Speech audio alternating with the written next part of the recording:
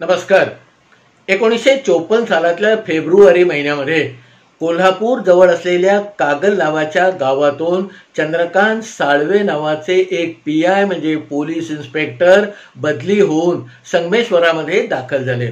संगमेश्वरामध्ये त्यावेळेला police station नावाची एक चाळवजा इमारत होती. त्याच्या अर्ध्या खिडक्या उडालेल्या होत्या, छप्पर गळत होतं आणि एका बाजूची भिंत आज ढासळते की उद्या ढासळते अशा आवेशामध्ये उभी होती.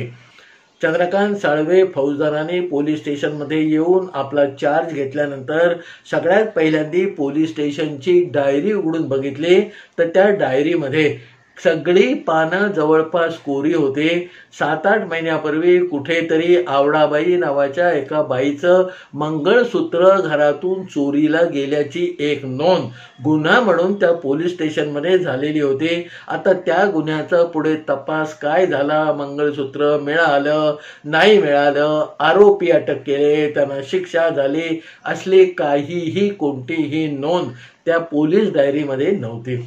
खरं तर ही पोलीस डायरी बघून या फौजदारांना तसा धक्का बसला आणि केवळ आपल्याकडे 7-8 कॉन्स्टेबल म्हणजे पोलीस शिपायांचा स्टाफ आहे हे त्यांना वैषम्य वाटावं असं दुसरं गणित होतं.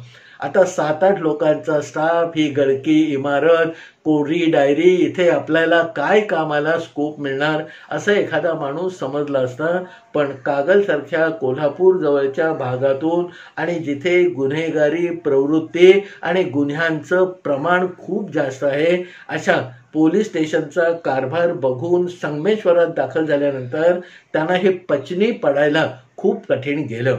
मग त्यांनी आपलं पोलिसी डोकं लावलं की कदाचित इथे कोल्हापूर साताऱ्यासारखेच क्राईम म्हणजे गुन्हे होत असतील, पण कदाचित दहशतीमुळे लोक गुन्हा नोंद करायला पोलीस स्टेशनमध्ये येत नसतील.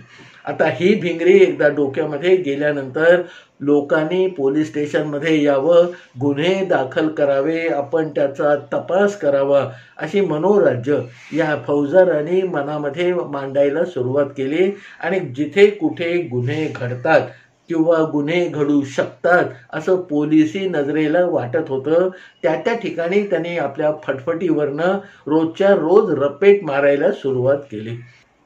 संगमेश्वराला लागून एक कसबा नावाचं गाव आहे आणि त्या कसबा गावातून शास्त्री नदी अगदी जवळून वाहते. एक दिवस सकाळी आपले सगळे सकाळचे कार्यक्रम उरकून टापटीप आपला युनिफॉर्म घालून आणि आपली मोटरसायकल बरोबर घेऊन मागे एका कॉन्स्टेबलला, शिवा नावाच्या कॉन्स्टेबलला बसवून हे फौजदार साहेब आपल्या संगमेश्वराच्या पोलीस स्टेशनमधून निघाले आणि त्यांनी सरळ कसब्याकडे धाव घेतली. आता कसबा गावामध्ये आल्यानंतर कसबा गावाचा एकंदर वकूफ तो किती, त्यांनी 2-3 फेऱ्या मारल्या. गावातले सगळे व्यवहार सुरळीत चालल्याचं त्यांच्या नजरेला आलं.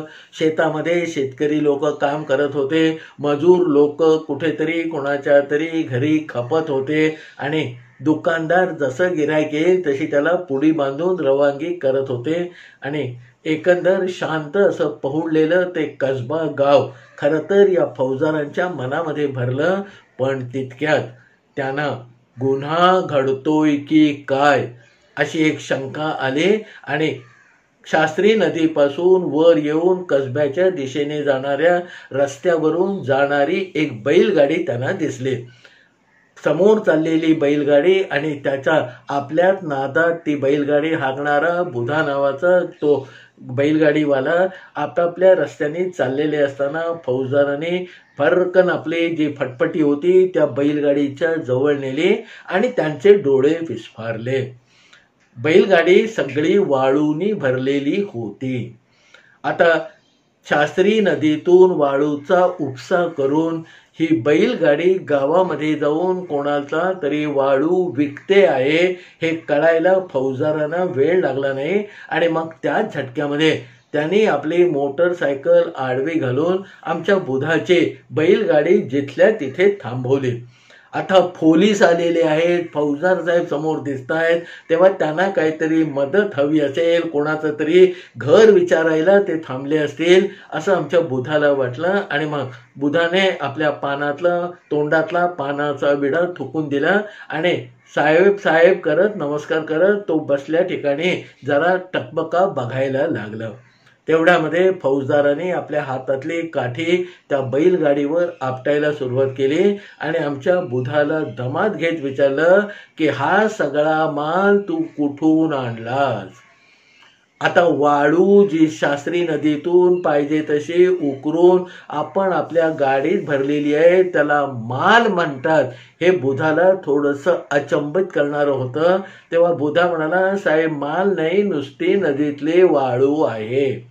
आता नुसती नदीतली वाळू आहे हा इतक्या शांतपणे सांगतो म्हटल्यावर या फौजदारांच्या कपाळावरच्या भुवया ताणल्या गेल्या आणि त्याने म्हटलं की अरे वाळू वाळू म्हणजे काय, हा चोरीचा माल आहे. आता शास्त्री नदीतून आपण दिवसा ढवळ्या आपल्याच कुदळ फावड्याने ही वाळू भरली, याच्यामध्ये कोणती चोरी केली, ही कोणाच्या घरातनं तर आपण उचलून आणलेलं नाही असं काहीसं बुधाच्या मनामध्ये विचार होते. पण तो इतका भांबावला होता की फौजदारांकडे एकटक बघत राहण्याशिवाय त्याला दुसरं काही सुचत नव्हतं. फौजदाराने मग त्याला समजावून सांगितलं की हे बघ, ही वाळू अशी आणणं हे बेकायदेशीर आहे. कोकणी माणसाला कायदा आणि बेकायदा या दोन गोष्टीची फार मोठी भीती वाटते. मग पुन्हा एकदा आमच्या बुधाला फैलावर घेत साळवे फौजदार म्हणाले की हा महसूल बुडवून आणलेला सगळा माल आहे. तुला माहीत आहे की नाही की कुठचं हे खोदकाम करताना तिथलं खनिज बाहेर काढताना सरकारची परवानगी घ्यावी लागते आणि त्याची काहीतरी रक्कम आधी सरकारात भरावी लागते, तरच नदीतली वाळू अशी बाहेर काढता येते. त्या स्टेजामध्ये मग फौजदाराने ती बैलगाडी बाजूला विसू फाटकाच्या किराणा मालाच्या दुकानाजवळ लावायला लावली आणि मग बुधाला विचारलं की काय रे, ही वाळू घेऊन तू कोणाकडे चालला होतास? तत पप करत या बुधाने सांगितलं की उस्मान खलपेच्या घराचं काम चालू आहे, त्यासाठी काल त्याने मला निरोप दिला आणि आज ही वाळू मी घेऊन चाललो आहे. आता आरोपी नंबर 2 उस्मान खलपे हे फौजदारांच्या डोक्यामध्ये भिनलं. मग त्यांनी विचारलं की या उस्मान बरोबर आणखीन कुणाकुणाला तू वाळू दिली आहेस? मग राजाराम पाटील, दौलत पवार, सय्यद काझी अशी 2-4-10 नावं बुधाच्या तोंडातून बाहेर पडली. ती आपल्या डोक्यामध्ये पक्की या फौजदार साहेबांनी बसवली आणि मग बुधाला सांगितलं की बाबा, तुझी ही बैलगाडी मी आता जप्त केलेली आहे आणि आता ही जी तू काही नावं घेतलीस त्या सगळ्यांची घरं मला दाखव. तू कुठे कुठे हा सरकारी माल चोरी करून टाकलास ते मला माझ्या डोळ्यांनी बघून खात्री करून घ्यायची आहे. थरथर कापणारा बुधा फौजदार आणि बुधाची चाललेली ही एकंदर मसलत बघून कसब्यातली 2-4 माणसं तिथे जमा झाली.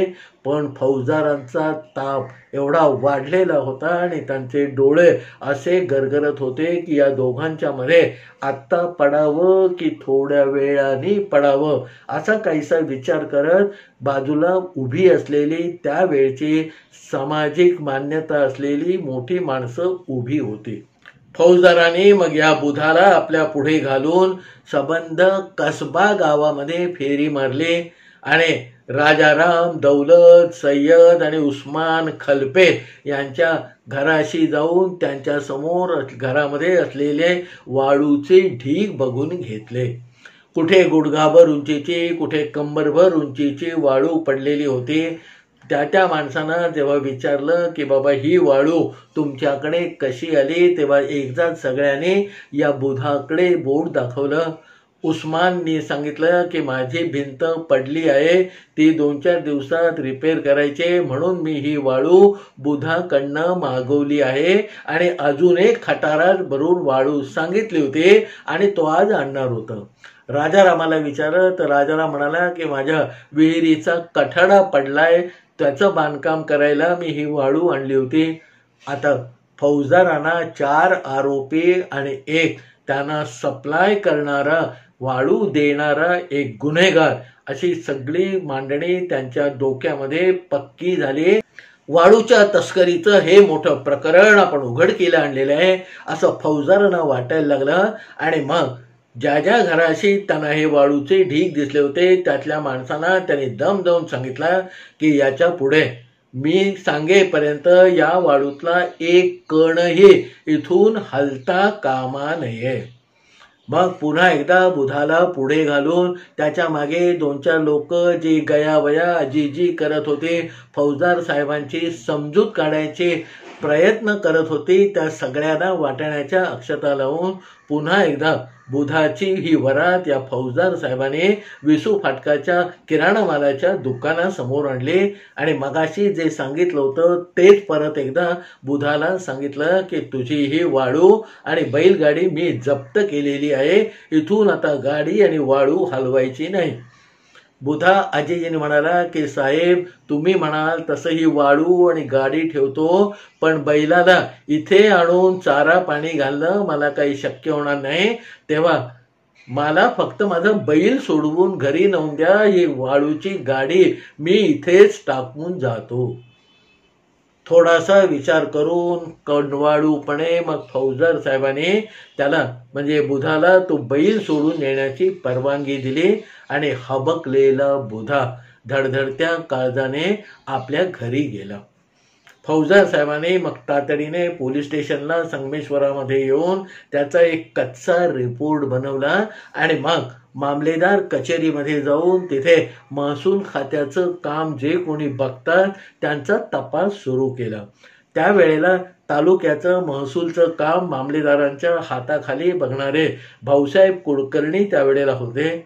आता भाऊसाहेब कुलकर्णी, भाऊसाहेब म्हणजे त्यावेळेला मामलेदार कचेरीमध्ये जे अव्वल दर्जाचे अधिकारी असत त्यांना कोकणी माणूस भाऊसाहेब म्हणत असे आणि गावातला तलाठी हा त्याच्या दृष्टीने तात्या असे. तलाठी म्हणजे तात्या आणि महसूल मामलेदार कचेरीतला माणूस म्हणजे भाऊसाहेब. आता मामलेदार म्हणजे आज आपण ज्यांना तहसीलदार म्हणतो ती त्यावेळची पोस्ट मामलेदार म्हणून ओळखली जायची. आणि मामलेदार म्हणजे जवळजवळ या तालुक्याचा मालकच समजला जायचा. आता मामलेदाराच्या कचेरीत शांतपणे निवांतपणे बसलेल्या भाऊसाहेब कुलकर्ण्यांच्या समोर हे साळुंके फौजदार हजर झाले. त्याने कडक सलाम केला. असा सलाम घेण्याची त्या भाऊसाहेब कुलकर्ण्यांची आयुष्यातली ही पहिलीच वेळ होती. त्यामुळे हे साळवे नावाचं पाणी काहीतरी वेगळं आहे असा एक हिशेब मनाशी बांधून निवांत बसलेले भाऊसाहेब कुलकर्णी जरा चलबिचल करून आपल्या खुर्चीवर सावरून बसले आणि समोरच्या खुर्चीमध्ये साळुंक्यांना बसायला सांगितलं. साळुंके फौजदारांनी धडा धडा धडा सकाळपासून काय घडलं ते सांगितलं. भाऊसाहेब कुलकर्ण्यांचा जन्म संगमेश्वरात आणि कसब्यात गेलेला होता. त्यामुळे जशी कामाला लागेल तशी घमेली 2 घमेली किंवा कधीतरी बैलगाडी भरून लोक शास्त्री नदीतली वाळू घेऊन जातात हे भाऊसाहेबांना माहीत होतं. पण त्याच्यावरती आजपर्यंत गुन्हा दाखल करावा असं कुठच्याही पोलीस यंत्रणेने त्यांना सुचवलं नव्हतं. आणि असा गुन्हा करून त्रास देण्यामध्ये काही हशील नाही हे भाऊसाहेब कुलकर्ण्यांनाही वर्षानुवर्ष माहीत होतं. फौजदारांनी आपल्याकडचा कच्चा जो रिपोर्ट होता पोलिसी रिपोर्ट तो त्यांच्यासमोर सांगितला की हा आता तुम्ही ठेवा आणि याच्यावरती आपण कारवाई मात्र व्हायला पाहिजे. आता महसूल खात्याने वाळूचे ढीग प्रत्यक्ष बघून त्याची खातरजमा करायची असते आणि मग त्या बाबतीतला गुन्हा नोंदवण्यासाठी पोलीस स्टेशनमध्ये जायचं असतं. मग पोलीस यंत्रणा पोलीस तपास सुरू करते. असं सगळं गणित पुढच्या 5-10 मिनिटांमध्ये या फौजदारांनी भाऊसाहेबांना समजावून सांगितलं. भाऊसाहेब कुलकर्ण्यांना हे सगळं अतिशय नवीन होतं. पण अतिशय कडक स्वभावाचा हा फौजदार आहे तेव्हा याला अगदी धुडकावून चालणार नाही हे भाऊसाहेब कुलकर्ण्यांनी मनोमन ताडलेलं होतं. मग शांत आवाजामध्ये ते म्हणाले की बाबा तुम्ही म्हणताय ते सगळं बरोबर आहे, पण मामलेदार पुढचा आठवडाभर रत्नागिरीला कलेक्टर साहेबांकडे गेलेले आहेत आणि मला तुम्ही म्हणता तसं ही वाळूची सगळी प्रक्रिया पूर्ण करून तुमच्याकडे गुन्हा दाखल करण्यासाठी आधी मामलेदार साहेबांची परवानगी घ्यावी लागेल. आता सरकारी माणूस सरकारी माणसाला सरकारी काम न करण्याचं जे पटवून देतो ते कसं भाऊसाहेब कुलकर्ण्यांकडे सुद्धा पुरेपूर आहे हे फौजदारांना पटलं. मामलेदार बाहेर आहेत, मामलेदारांच्या परवानगीशिवाय त्या कचेरीतलं पानही हलणार नाही याची पुरेपूर कल्पना फौजदारांना होती आणि म्हणून थोड्याशा नाराजीने आता पुढचे 5-6 दिवस मामलेदार येईपर्यंत आपल्याला काही सुद्धा करता येणार नाही हे आमच्या फौजदारांना जाणवलं आणि मग त्यांनी तिथून काढता पाय घेतला. आता कसब्यासारखा गाव, त्याच्यामध्ये पोलिसी झालेला प्रताप, संगमेश्वरासारखा छोटा तालुका, त्याच्यामध्ये कधी नव्हे ती उचलली गेलेली ही वाळूच्या तस्करीची बाब, ही बातमी बाहेर पडायला काही वेळ लागला नाही आणि पुढच्या 1-2 दिवसामध्ये ही बातमी देवरुखापासून 12 किलोमीटरवर असणाऱ्या निव नावाच्या आमच्या गावामध्ये त्यावेळेला राहणाऱ्या माझ्या आजोबांच्या कानी गेली. असं काहीतरी वेगळं घडलं की माझ्या आजोबांना सुरसुरी येत असे, कुठेतरी आपण त्याच्यामध्ये उडी घ्यावी, आपणही काहीतरी करून दाखवावं असा माझ्या आजोबांचा स्वभाव होता. आणि त्यामुळे आता हा फौजदार काय करतो किंवा या मामलेदार साहेबांकडनं काय करवून घेतो याबद्दल थोडंसं कुतूहल आणि जिज्ञासा आजोबांच्या मनामध्ये निर्माण झाली. आणि दुसऱ्या दिवशी बातमी मिळाल्याच्या दुसऱ्या दिवशी त्यांनी आपल्या गावातून पाय बाहेर काढला आणि ते थेट संगमेश्वरामध्ये आले. त्यावेळेला माझी धाकटी आत्या संगमेश्वरामध्ये राहत होती, तिच्याकडे त्यांनी 4-5 दिवसाचा मुक्काम टाकला आणि मग संगमेश्वरामध्ये या फौजदार, मामलेदार, भाऊसाहेब, बुधा आणि कसब्यातले हे 4-5 आरोपी लोक होते. यांच्याबाबत काय चाललेलं आहे याच्यावरती तीक्ष्ण नजर ठेवून ते संगमेश्वरामध्ये बसून राहिले. आठवडा गेला आणि मामलेदार परत आपल्या कचेरीमध्ये हजर झाले. भाऊसाहेब कुलकर्ण्यांनी मामलेदारांच्या कानावर ही बाब घातली. मामलेदारांना ही सगळं ऐकून पहिल्यांदी हसूच फुटलं, पण भाऊसाहेबांनी सांगितलं की बाबा तो माणूस फार विचित्र आणि तिरक्या डोक्याचा दिसतोय, तेव्हा इतकं हलक्यात घेऊ नका, निदान काहीतरी आपण त्याला सपोर्ट करतोय, पाठिंबा देतोय, आपल्याला ते मान्य आहे असं तरी आपल्याला दाखवायला लागेल. तिसऱ्या दिवशी फौजदार साळवे परत मामलेदार कचेरीमध्ये दाखल झाले. त्याने भाऊसाहेबांकडे चौकशी करून खात्री करून घेतली की मामलेदार साहेब आलेले आहेत आणि भाऊसाहेबांनी मामलेदारांना हा सगळा जो पोलिसी यंत्रणेचा तपास झालेला होता त्याबद्दल सरकारी भाषेमध्ये अवगत केलेलं आहे. भाऊसाहेबांनी सांगितलं की मी मामलेदार साहेबांच्या कानावर सगळा प्रकार सविस्तरपणे घेतला. त्यांनाही याबद्दल फारच काळजी वाटते आहे, महसूल बुडतो आहे, लोक परस्पर खनिज चोरी करून नेत आहेत. हे सगळं तुम्ही जे उघडकीला आणताय त्याबद्दल मामलेदार साहेब तसे खुश आहेत हो. फौजदारांना घेऊन भाऊसाहेब कुलकर्णी मामलेदारांच्या समोर गेले. मामलेदारांना परत एकदा कडक सलाम करून म्हणजे सॅल्यूट करून फौजदार साहेब परत एकदा आपण जे जे काही केलेलं आहे त्याचा साध्यंत विस्ताराने एकंदर प्रकार सांगायला लागले. मामलेदार म्हणाले बाबा भाऊसाहेबांनी मला सगळं सांगितलेलं आहे, आता तुम्हाला माझ्याकडून काय पाहिजे तेवढं सांगा.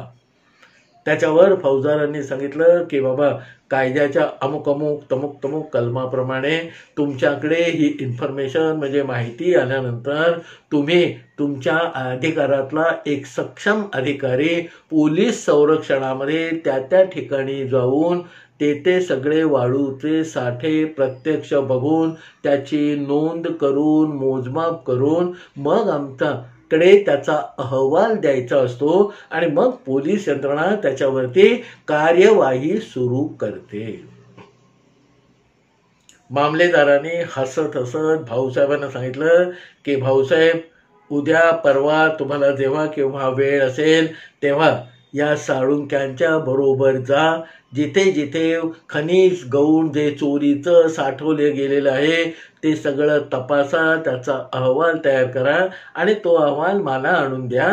मग आपण दोघांनी जाऊन पोलीस स्टेशनमध्ये रीतसर कार्यवाही करू.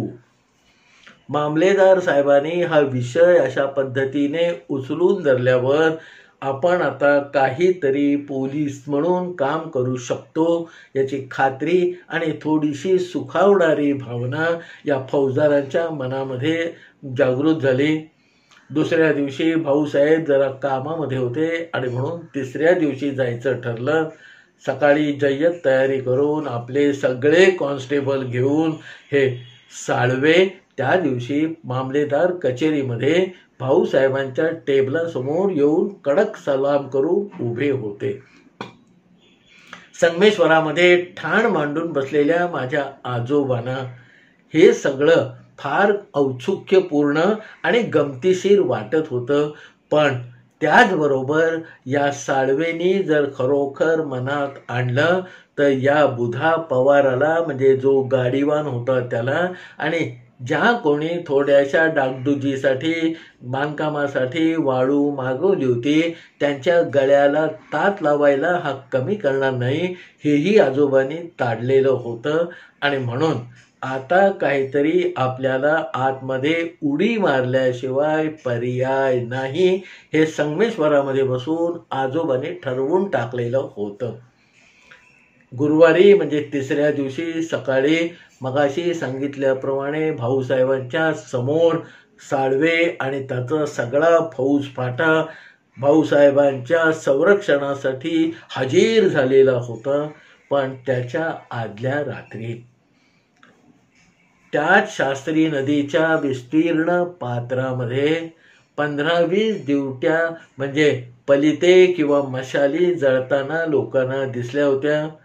मधून मधून फावड्यांचे आणि एकंदर काहीतरी उकरल्याचे भरल्याचे आवाज 2-3 तास येत असल्याचं लोकांना जाणवलेलं होतं. पण काहीतरी चालू असेल एवढाच लोकांनी अंदाज किंवा अदमास बांधला.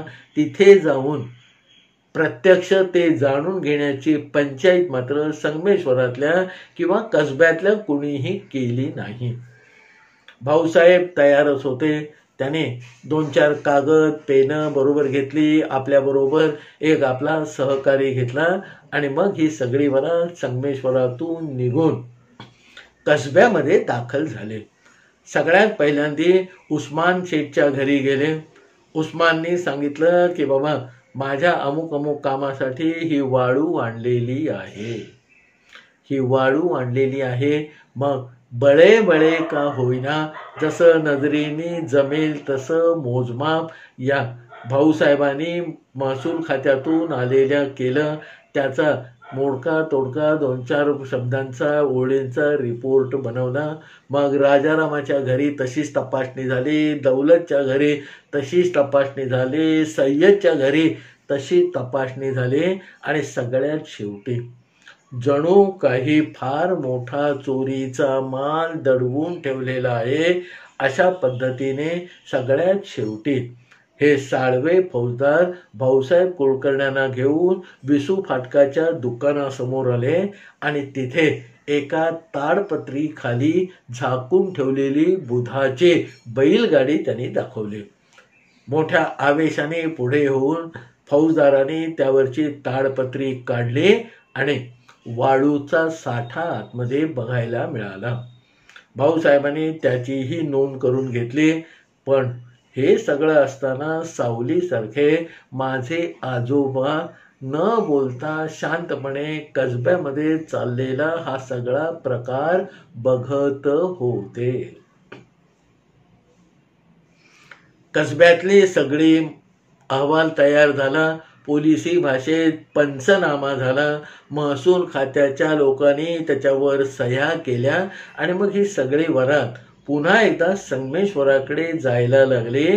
तेव्हा माझे आजोबा भाऊसाहेब कुलकर्ण्यांच्या कानाला लागून म्हणाले की अहो साहेब, केवळ कसब्यामध्येच हे काम नाहीये, तर याची पाळमुळं संगमेश्वरापर्यंत पोहोचलेली आहेत.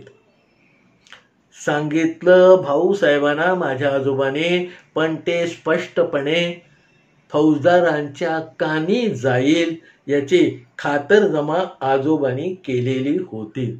आता पुढे चालणारे फौजदार साळवे, त्यांच्याबरोबर असणारे त्यांचं सगळं पोलीस दल, मागे चालणारे माझे आजोबा आणि त्यांच्या शेजारी असणारे भाऊसाहेब कुलकर्णी, या सगळ्यांनी एकदम अवाक झाल्याचा भाव आणला आणि मग सगळ्यांनी आपापली तोंड फिरवून बापूंना म्हणजे माझ्या आजोबांना विचारलं की बापू, कुठे संगमेश्वरामध्ये तो साठा आहे ते मला दाखवा, आता तिथलाही पंचनामा करून टाकू.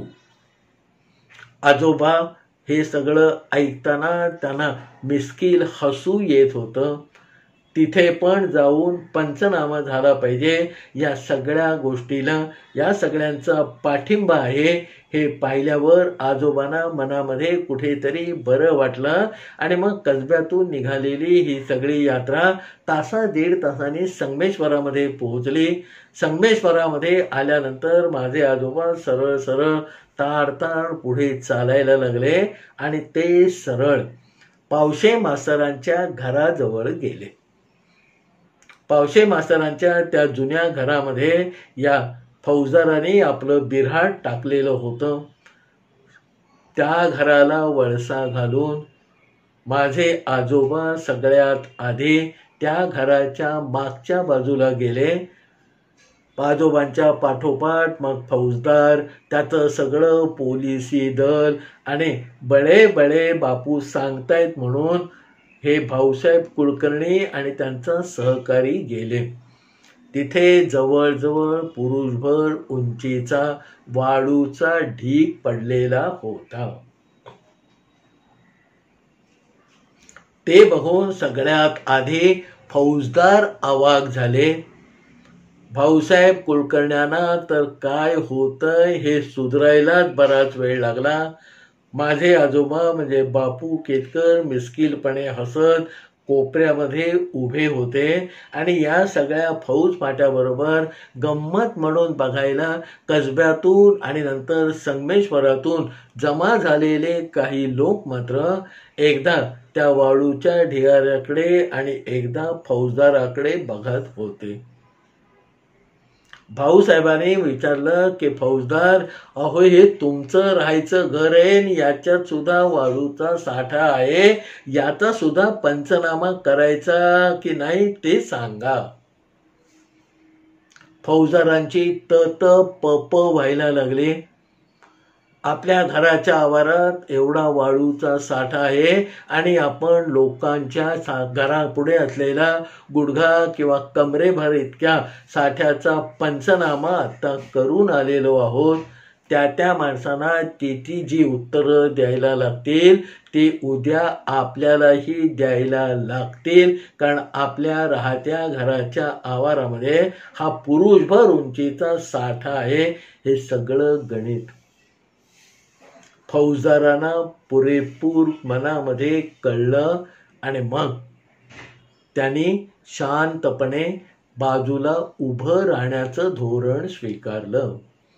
फौजदारांचं सगळं एकंदर वागणं आजोबांनी ताडलं आणि मग फारसा गजब किंवा ते प्रकरण तिथे न वाढवता त्या आलेल्या मोठ्या वाळूच्या ढिगाऱ्याचा पंचनामा न करता आजोबा भाऊसाहेब कुलकर्ण्यांना घेऊन त्या आवारातून बाहेर पडले आणि मामलेदार कचेरीपर्यंत आल्यानंतर भाऊसाहेबांच्या पाठीवर हलकीशी थाप मारून भाऊसाहेबांना त्याने मामलेदार कचेरीत पाठवलं आणि आपण स्वतः माझ्या आत्याच्या घरी निघून गेले. तिकडे फौजदारांचं पाणी झालेलं होतं. संध्याकाळी फौजदार एकटेच फटफटीवरनं बसून मामलेदार कचेरीमध्ये आले. भाऊसाहेबांची त्यांनी गाठभेट घेतली आणि त्यांना सांगितलं की अहो, सबंध दिवस मी जेव्हा या मार्गाचा तपास माझ्या पद्धतीने करत होतो तेव्हा मला असं लक्षात आलं किंवा लोकांकडून माहिती मिळालेली आहे की कोकणामध्ये लोक जरुरी पुरतेच थोडीशी वाळू घेऊन जातात आणि त्या वाळूसाठी परवाना देण्याचं किंवा काहीतरी रक्कम भरण्याची गरज नसते, कारण ही वाळू फारच क्षुल्लक प्रमाणामध्ये असते. समोर उभ्या राहिलेल्या मान खाली करून बोलणाऱ्या आणि एकंदर आवाजामध्ये खूपच नरमी आलेल्या फौजदारांचं हे सगळं बोलणं ऐकल्यानंतर भाऊसाहेब म्हणाले की बाबा, तुम्ही म्हणाल तसं आपण करूया, तुम्ही म्हणाल तसं आपण करूया. हे भाऊसाहेबांनी म्हटल्यावर सुटलो बुवा एका मोठ्या संकटातून, असा सुटकेचा निश्वास समोर उभ्या राहिलेल्या फौजदाराने टाकला. मग जरा इकडचं तिकडचं बोलून हे प्रकरण पूर्णपणे मिटलेलं आहे, आता याच्यामध्ये साक्षात मामलेदार सुद्धा पडणार नाही, त्याची तजवीज भाऊसाहेब करणार आहेत, हे खात्रीपूर्वक समजल्यावर मग पुन्हा एकदा कडक सलाम करून फौजदार साळुंके मामलेदार कचेरीतून बाहेर पडले. त्याच्यानंतर मग भाऊसाहेबांना राहून राहून कौतुक आश्चर्य वाटत होतं की निव्यातल्या खोतानी म्हणजे बापू केतकरांनी म्हणजे माझ्या आजोबांनी आज सकाळपासून पंचनामे सुरू होणार म्हटल्यावर काल रात्री गावातल्या 50 लोकांना बरोबर घेऊन तिथे ड्युट्या म्हणजे मशाली लावून काम करून जवळजवळ पुरुषभर उंचीचा ढीग होईल एवढी वाळू या फौजदाराच्याच घराच्या मागच्या बाजूला टाकून दिलेली होती. फौजदार सरळ सांगून ऐकणार नाही, तेव्हा जे कोली तो लोकांच्या घराला लावतोय ते त्याच्याही घराला लागलं पाहिजे हे मनामध्ये धरून माझ्या आजोबाने अतिशय वेगळ्या पद्धतीने कसब्यातल्या लोकांच्यावर आणि प्रामाणिकपणे वाळू सप्लाय करून 4 पैसे कमावून घर खर्च चालवणाऱ्या बुधावर जे सावट किंवा बालंट येणार होतं त्याच्यापासून सही सलामत सगळ्यांचीच सुटका करून टाकली. सत्य हे कल्पनेपेक्षा अद्भुत असतं, हा माझा जो ठाम विश्वास आहे. त्या ठाम विश्वासाला बळकटी देणारी ही आणखीन एक गोष्ट. आपल्याला या गोष्टीबद्दल काय वाटतं ते सविस्तरपणे खालच्या कॉमेंट बॉक्समध्ये प्रतिक्रियांच्या रूपामध्ये लिहून माझ्याकडे जरूर पाठवा.